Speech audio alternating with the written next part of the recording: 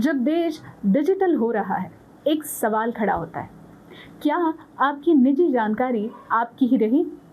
Data leak के मामले बढ़ रहे हैं, सरकारी संस्थाओं से निजी कंपनियों तक।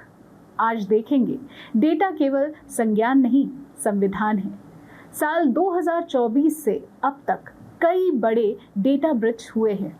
नमस्कार, मैं हूं तेजल और आप देख रहे हैं हमारी special report.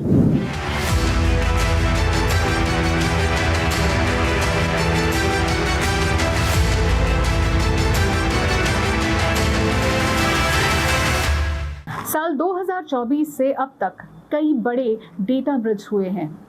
Hathaway ISP 41.5 million ग्राहक डेटा लीक, जिसमें नाम, फोन, पते और बिलिंग जानकारी शामिल थी। BSNL लाखों उपयोगकर्ताओं के IMSI, सिम और सर्वर डेटा की चोरी हुई।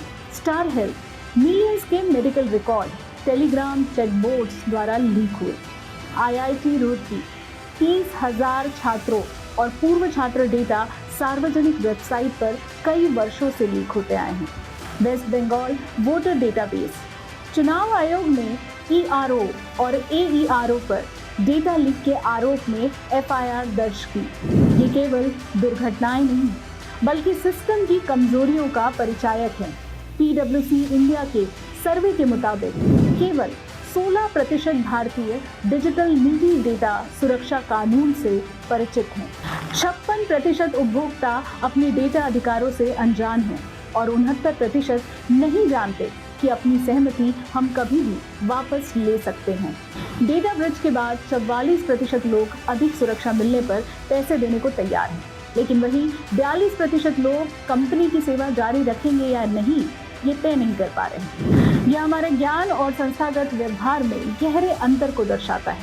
सरकार ने digital personal data protection act 2023 के तहत कानून बनाया, जो डेटा प्रोसेसिंग की पैदफ्त से लेकर अधिकारों तक को परिभाषित करता है, लेकिन यह अभी लागू नहीं हुआ है। इसमें डेटा प्रोटेक्शन बोर्ड जैसा प्रावधान भी है। कुछ राज्य पहले ही कदम उठा रहे हैं। राजकोट में सेंटिनल साइबर क्राइम लैब शुरू किया गया है, जो औद्योगिक इकाइयों में साइबर सुरक्षा ऑडिट करेगा।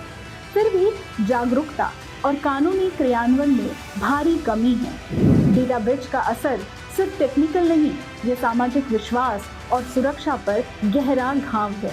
पहचान चोरी, साइबर फ्रॉड, भ्रामक कॉल्स और मानसिक तनाव, ये सब डेटा हानि से जुड़ी वास्तविक समस्याएं हैं।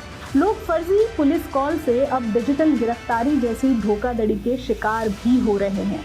संस्थानों और कंपनियों पर भरोसा घटा है और कानूनी कार्यवाही बेफिक्र है। डेटा अब निजी नहीं, यह सार्वजनिक विश्वास है। हमारी जानकारी सुरक्षित नहीं तो निजी स्वतंत्रता कहाँ सुरक्षित है? नागरिक अपने डेटा अधिकार जानें, उनकी रक्षा करें। संस्थाएं पारदर्शिता दिखाएं, सुरक्षा मजबूत करें। सरकार कानून को तेजी से लागू कर डिजिटल सुरक्षा की नींव रखें। डिजिटल इंडिया तभी प्रबुद्ध भारत बन सकता है जब डेटा पर भरोसा बहाल होगा, तभी हमारी आज़ादी पूरी होगी।